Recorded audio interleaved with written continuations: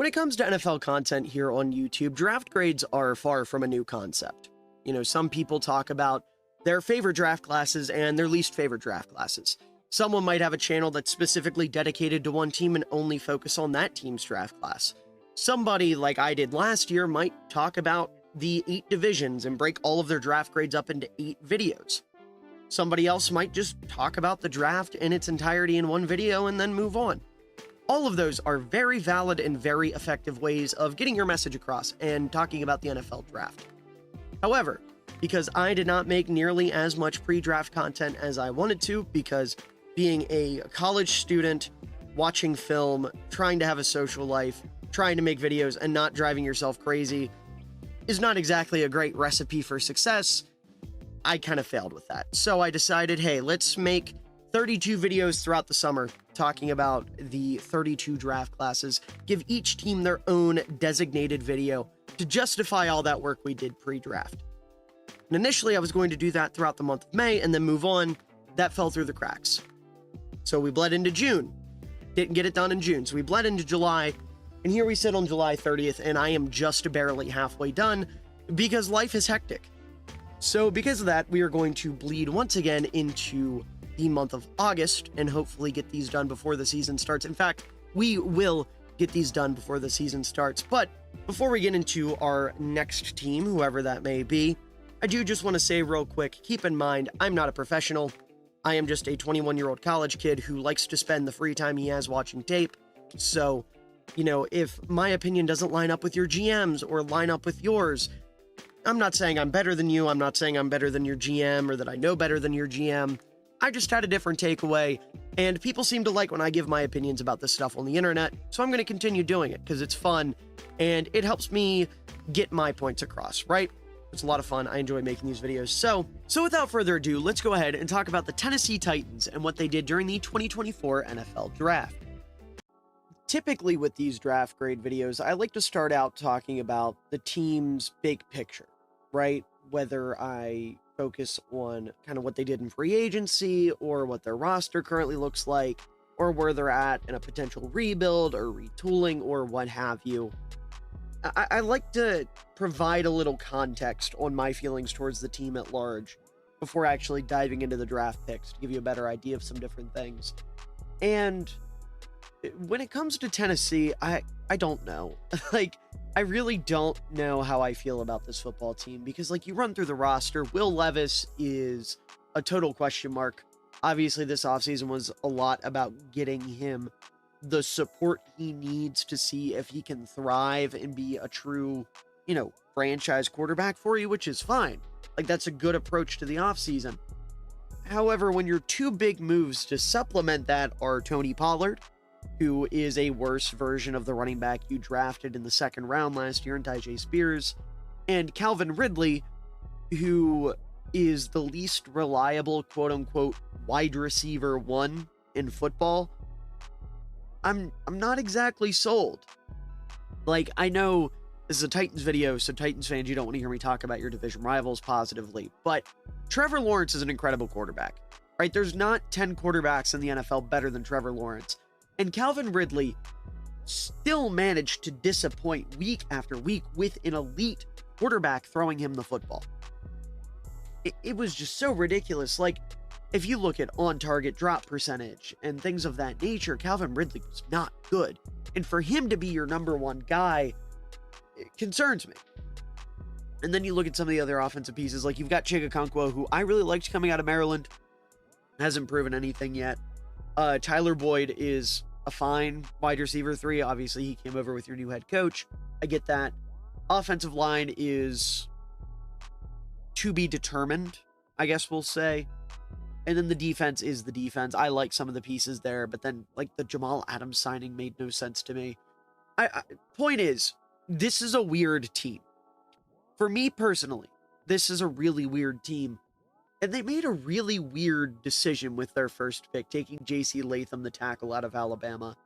And when I say a really weird decision, that's not a slight at Latham. I love J.C. Latham as a football player. He was my OT2 behind Joe Alt. A top 15 grade on him. I think he's a really, really good right tackle. However, you drafted him to play left tackle. And I know that doesn't seem like a big deal to a lot of people. It is a big deal. Like a guy like Tristan Wirfs, for example, likened switching sides on the offensive line to learning how to walk again. Like, that is really tough. When you have Latham, who my biggest concerns with him revolve around his quickness, and as a result of that, some of his pass blocking, that's really concerning for me when the whole point of taking him is to shore up the left side for a guy that's kind of in a make or break year with Will Levis. Like, if JC Latham has a ton of growing pains as a pass blocker, that's going to hurt your evaluation of Levis a lot. Whereas if you put him on the right side, where he's played, where he's comfortable, that's a completely different story. However, on the flip side of things, to play devil's advocate to my own point, doing this early in his career is better than waiting until, like the Buccaneers did with Wirfs, where he's headed into a contract year, and you're like, or the year before a contract year, excuse me, this would be his contract year. You're like, hey, Tristan, we know you've been an all-pro at right tackle. How about you play left tackle now? I understand it's good to do it earlier, sooner rather than later. And then also, obviously, they have Brian Callahan as their offensive line coach, and that man has forgotten more about the offensive line than I could ever hope to know. So I'm not one to necessarily question him. I'm just not exactly sold yet. I need to see it, right? This is I need to see it to believe it type of thing. So that's why this isn't like an A+ home run pick, because I do like the idea of the Titans taking a tackle here. I just feel like if you were sold on wanting a left tackle, why not take Olu Fashanu? Because, like, I had my problems with Olu Fashanu. I really didn't like his run blocking, but he was a better pure pass blocker, and he played left tackle. Like, sure, his run blocking wasn't great, but I trust Callahan, at least in theory, a lot more to teach a guy how to care about run blocking than I do teaching him in a year, or having him teach a lineman in a year, excuse me, how to play the opposite position. And that's not a slight at Callahan, that's just something that, from what we've seen, usually takes time. So we'll have to see on that regard. But looking at Latham as a player, this is somebody who has the perfect size, length, and play strength for the position. Super smart, able to quickly recognize how defenders are attacking him and react accordingly pretty much at the drop of a hat. Very technically refined with clean technique, especially with his footwork, which is another reason why I'm kind of concerned, because he's perfected his technique on the right side. Now you're asking him to basically start from scratch on the other side, because you have to mirror everything over. He has an excellent anchor that's going to allow him to completely neutralize bull rushes, in his core strength, core balance, and technique to quickly reset against bull rushes are also very, very high level.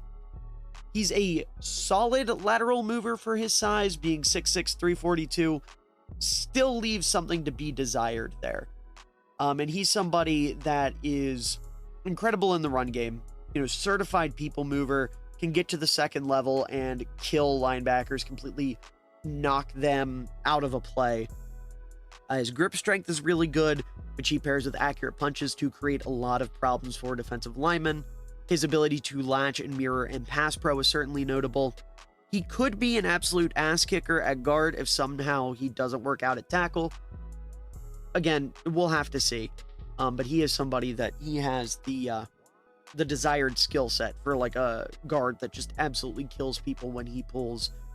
And at 21, you know, he's only 21 years of age. I would say he put on teach tape last year in the SEC for right tackles.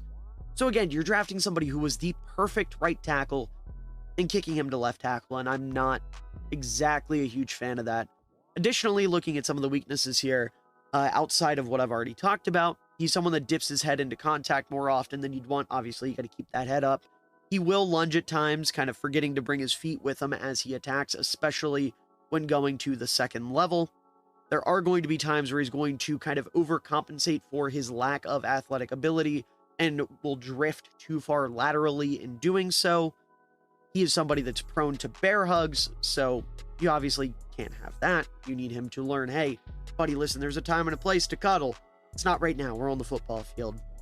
And then also his overall athletic ability is something that concerns me. His foot speed isn't great. His ability to explode out of his stance isn't great. We'll just have to see.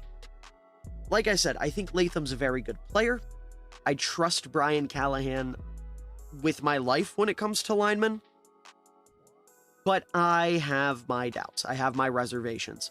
So we will have to see. And then we get into the second round, the top of the second round at pick 38. And they take Devonte Sweat, the nose tackle out of Texas. And, 2 months before the draft, this would have been an awesome pick. Like, Devonte Sweat is a really, really good football player when he cares about football. Because obviously, the elephant in the room, I'm addressing this up front. The character red flags are huge. And for me personally, I am very, very concerned. Because you have somebody who 3 weeks before the NFL draft, 3 weeks before arguably the biggest night of this young man's life, he gets arrested for a DWI. And I know there's a lot of people out there that want to write that off as, oh, he's a kid, he makes dumb decisions. And to a certain degree, I don't disagree. However, I think finally we're at a point in football and just sports dialogue as a whole where we're kind of starting to take this kind of stuff seriously. Like, DWIs, DUIs, they used to be when I was growing up. I'm 21 years old. When I was growing up in the early 2010s, that was something where it was like, oh, thank God that's all it was. Thank God he didn't beat his girlfriend or shoot somebody. He just was driving while intoxicated. And I think we're finally getting to a point, maybe it's just my generation, where it's like, hey, yeah, technically it could be worse, but this still isn't cool, and he needs to be held accountable for that. Because stupid mistake or not, he's young. Obviously, when you're young, you make dumb decisions. Stupid mistake or not, this is a stupid mistake that has real repercussions and has real implications. Like, when you're driving under the influence of anything, whether it's alcohol, whether it's weed, whether it's any other kind of drug, or even when you're driving when you're like super tired, you're not only putting yourself at risk, but you're putting anyone else on the road at risk. You have someone in your car, if someone passes by you in their car, their lives are in your hands in that moment. And to make such a dumb mistake, and not only to make that mistake, but to make it 3 weeks before the NFL draft, when for lack of better words, you have to be on your best behavior, when teams are watching you the closest, this is what we're doing? Like, come on, man. Come on. It's ridiculous. I'm sorry. I know this is something that got swept under the rug, and clearly it didn't impact his draft stock as much as I thought it would, but this is ridiculous. This is absolutely ridiculous, and I'm not saying this because I want to be labeled a Devonte Sweat hater. I'm not saying he's a terrible person. I'm just saying I'm very, very concerned about his decision-making. Because if you're doing that soon before the NFL draft, I don't know how seriously you're taking this whole thing. If you can't go 3 weeks without partying or drinking or smoking or whatever, I know in his case it was drinking, if you can't go those 3 weeks without doing that, then I really don't know how seriously you're taking the whole NFL draft thing. And I know that's ridiculous to say as somebody who's sitting here behind a screen, but, at the end of the day, you got to call a spade, right? And I know guys have overcome this. You look at Laramie Tunsil, he had the infamous bong and gas mask video, and he's one of the best tackles in football. I'm not saying Devonte Sweat, we need to damn him and ban him from the league. Granted, this is worse than the bong and gas mask video, but it's really tough for me. Like, I want this kid to prove me wrong. I want him to turn around, completely mature overnight, be a stand-up citizen, and be an absolute ass kicker in the NFL. That's what I want from Sweat. But the likelihood of that happening is far less than it is for a lot of other players in this draft because of that stupid decision he made, among other stupid decisions. I mean, he's labeled as a party animal. You have the concerns of him being a little bit overweight, which I know technically just applies to any nose tackle, but still, it's worth bringing up. If he can't get his shit together, this is a total waste of a draft pick. However, if he does, this is an incredible draft pick, because talk about the perfect complement for Jeff Simmons. Right, Jeff Simmons is your 3-tech, Devonte Sweat as your 3-down nose tackle. Holy shit, dude. That would be incredible. So looking at what Devonte Sweat does well, he has the size, he has the athleticism relative to that size, he has the burst, he has the first step, he's able to absorb double teams and straight up not be moved against the run, fights with heavy hands and strong arms, maintains eye and gap discipline very consistently. He has good awareness to locate ball carriers quickly through traffic. His play strength and incredibly stout anchor allow him to gap at a high level. He's a legitimate pocket pusher as a pass rusher thanks to his killer bull rush, and he has a better arsenal of moves than you'd expect from a nose tackle. So, if he can get his shit together, if he can mature, if he can grow up, if he can say, listen, man, that's on me, I messed up, but I'm in the big leagues now, I'm a big boy, I'm going to be a better man, I'm going to make better decisions, then the Titans got themselves a future star. You got yourself a Vita Vea-esque player. If not, you passed up on some really talented defensive linemen, namely Chris Jenkins, who, fills this role almost to a T, for somebody who cared more about partying than playing football. And I gotta tell you, I'll be honest with you, I would have made this grade a little bit higher for other places. But I mean, you're sending this kid to Nashville, Tennessee, a party animal, to Nashville, Tennessee of all places. I've never been personally, but I've heard stories. I know y'all like to get down there in Nashville. So I'm a little concerned, but at the end of the day, I want to be wrong. I want this kid to prove me wrong. I want him to be a superstar. And here in, 2 years, 3 years, I want to be able to make a video that's like, wow, I was wrong about Devonte Sweat. What a turnaround. What a career he's making for himself. That's what I want. There are very few players in this draft that I am actively rooting against, and Devonte Sweat is not on that list. However, I don't want to see in my comments any people being like, oh, it was just a dumb mistake, because it is, but it isn't. This isn't, he didn't punch somebody during a party. He didn't, do something simple like that where it's like, yeah, boys will be boys, for lack of better words. He was playing with his life and the lives of others. That's not cool. But I've spent enough time talking about that. That's probably the longest I'll talk about any individual player at least in this video. I don't know about the other videos. I haven't really timed it. But moving on from that, we get to day 3. Their first pick here being Cedric Gray, the linebacker out of North Carolina in the 4th round. I really like this pick. My only real complaints are I thought there were 2 linebackers that were comfortably better on the board that I would pound the table for, especially Jeremiah Trotter Jr., but also Tommy Eichenberg, 2 guys that I just think do what Gray does better.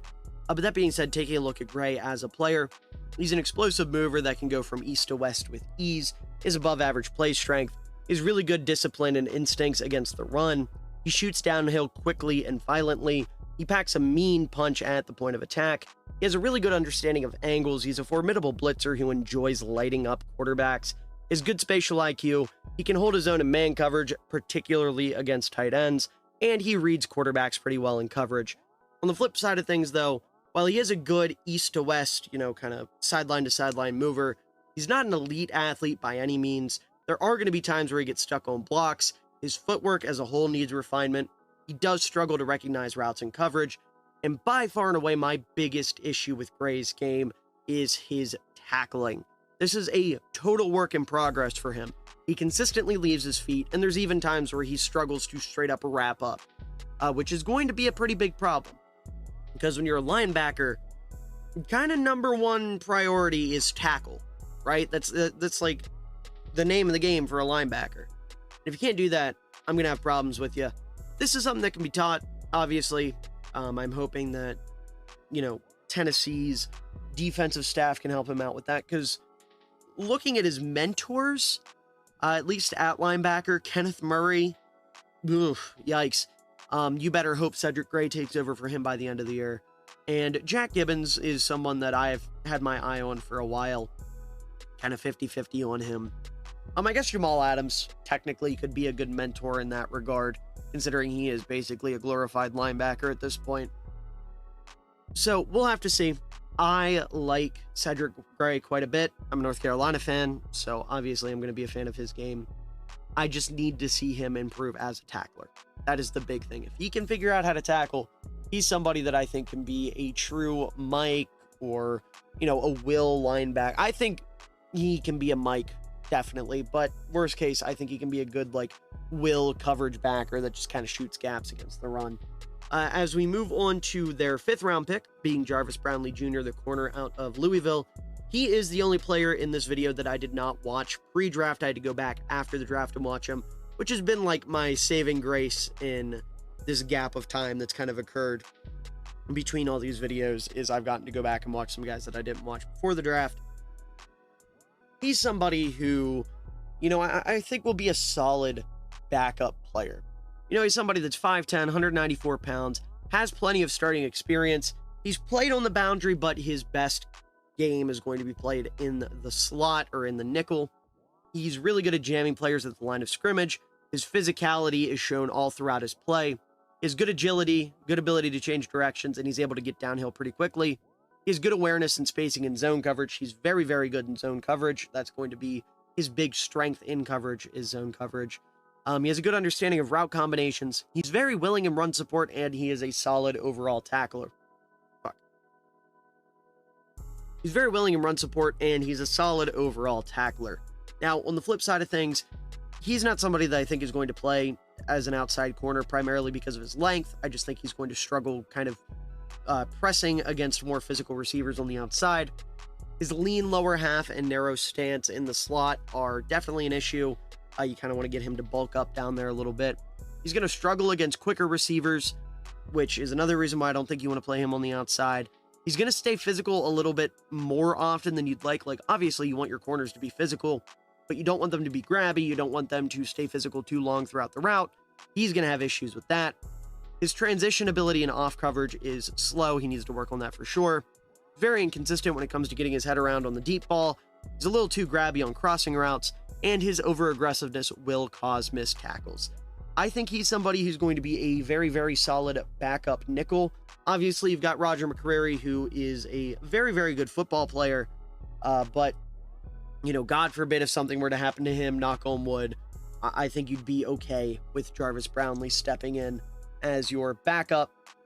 As we get into the 6th round, they took Jaquin Jackson, the wide receiver out of Tulane, and I like this pick for what it is. My main issue with it is going to be something that I felt about Gray and also felt about Brownlee. I meant to bring that up. The main reason this is an A- and not an A is because I really wish they would have taken Kalen Carson out of Wake Forest. I thought he was a much better player, fit what they needed a little bit better, and I just had a higher grade on him. Brownlee, I had a 5th to a 6th round grade on, or I didn't have that on him, but if I had to go back and assign a grade, that's what I would have done. He would have been a 5th to a 6th round, whereas Carson was a 3rd round grade for me, I believe. Double checking that. Yeah, an early to mid 3rd round grade. So very big split there. Anyone that took a corner over Carson, apart from, a couple guys that I had ahead of him, I'm knocking. So Tennessee, you just get lumped in with the group there. But as I was saying with Jaquin Jackson, there are a couple players that I would have taken over him. Obviously, with Jackson, you're getting a 5'9", 188-pound slot receiver. In that regard, I would have much rather have seen them take a Malik Washington or Taj Washington. Those are two guys that pretty much do the same thing. In fact, they do the same thing. And I just think they are, substantially better at doing that thing than Jackson. But that being said, it is the 5th round. Can't get too mad at it. He's also got a lot of return specialist upside, so maybe that's more what they were going for here. As we take a look at what he does well, he's a fluid mover and an instant accelerator, has a really good first step. He's a snappy route runner who shined at the Senior Bowl in that regard. He flashes a lot of suddenness and burst out of his breaks. He's able to stay at top speed on routes that don't require sharp cuts. So as long as you're not asking him to quickly cut on a dime inside or outside, he's going to be able to stay at top speed throughout his route, which is going to create some issues for, slower corners and bigger corners.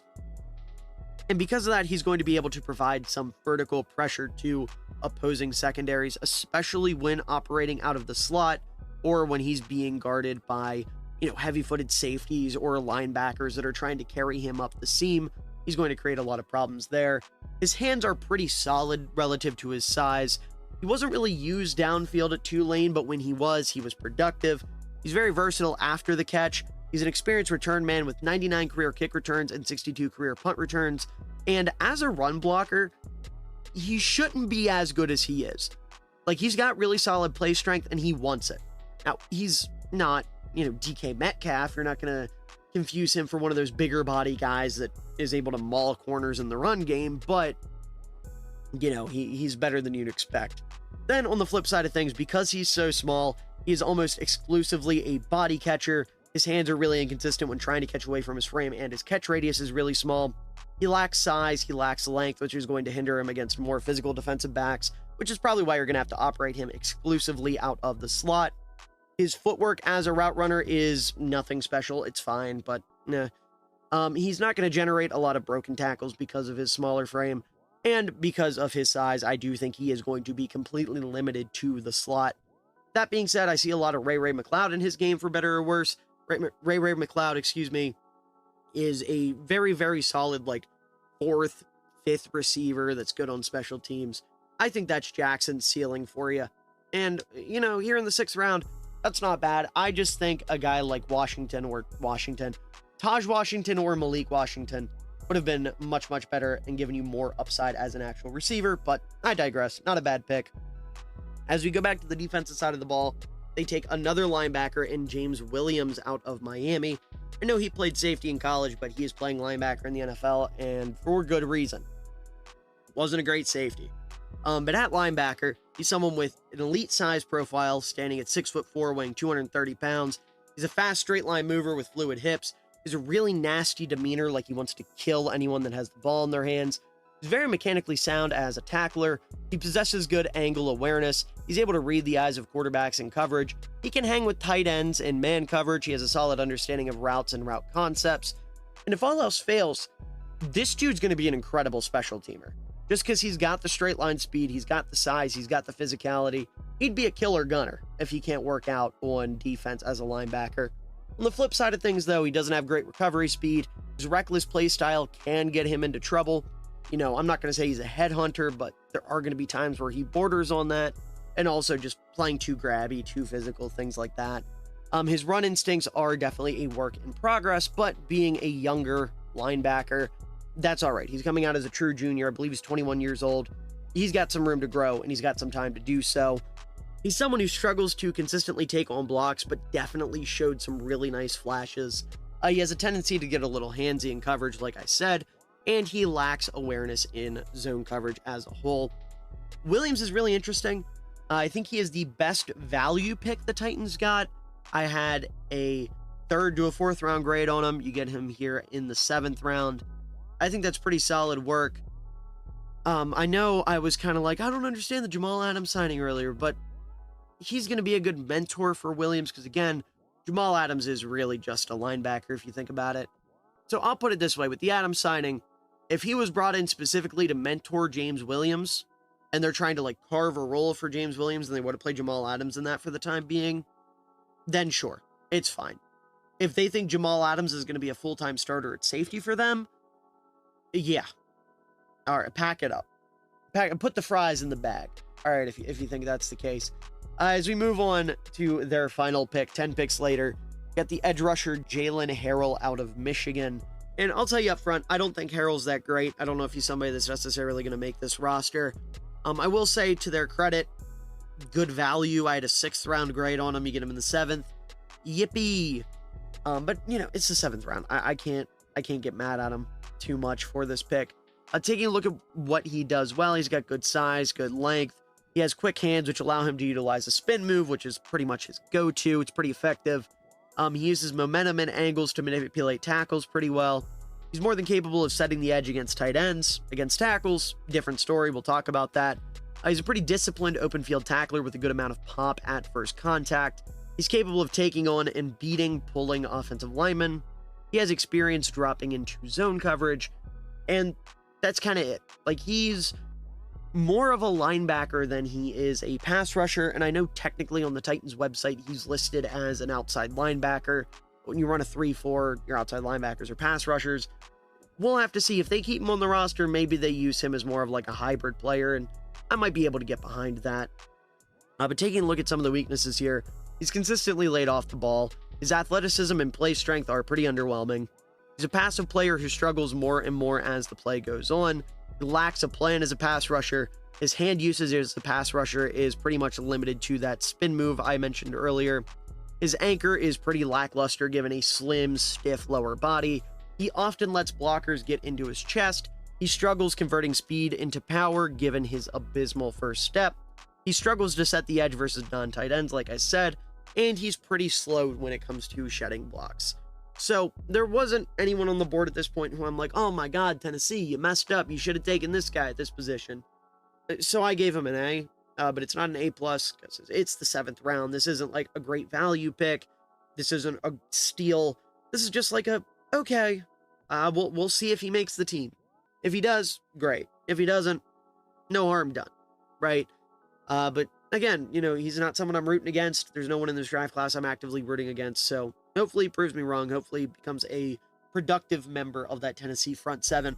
But as a whole, taking a look at Tennessee's draft class, a lot of things I like, a lot of things I don't understand, and a lot of players that I would have taken over other players that they took. That being said, it's not a bad class by any means. I'm going to give them a B. I think this is a very middle of the pack draft class. I want to like the Latham pick more than I do.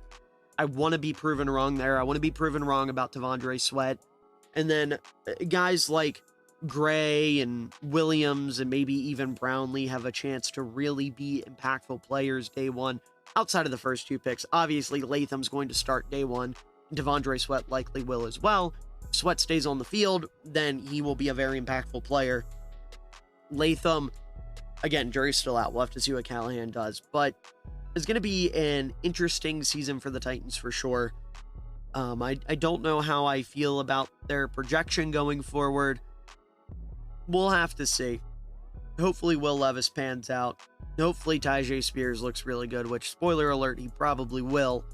And hopefully some of those other offensive pieces can step it up, because I really don't know how to feel about the Tennessee Titans right now.